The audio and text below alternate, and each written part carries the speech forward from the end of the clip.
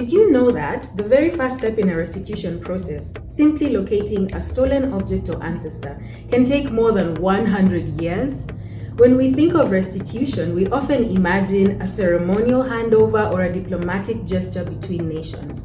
But in reality, restitution is more like climbing a mountain, one that is steep and disorienting, where African communities often do not even know where to start. What was taken from African communities was not simply stolen, it was hidden, scattered, mislabeled, and forgotten in storerooms. Sometimes it was treated as art or science, with no recognition of its origin or sacred meaning.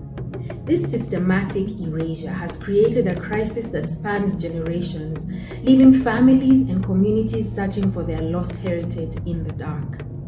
In 1985, Kalume Mwakiru Katana experienced this loss firsthand when he woke up one morning in Mombasa, Kenya, to find that two Vigango, carved wooden funerary statues and spiritual monuments that served as anchors between the living and the dead, had been stolen from his homestead. Kalume had no idea where the Vigango had gone. They had entered the international art market and were being sold as tribal art.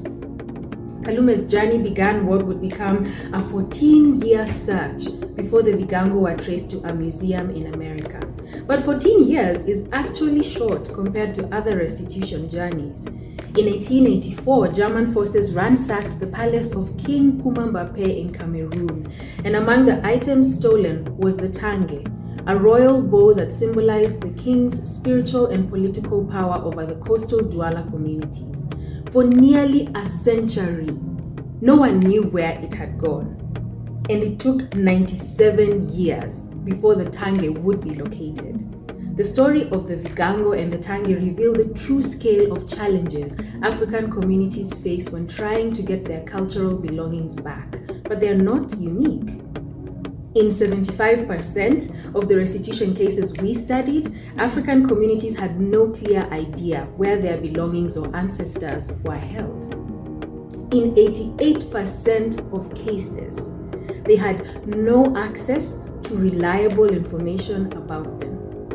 This lack of access to collections data, the secrecy of archives, and institutional indifference create obstacles that delay justice and exhaust African communities.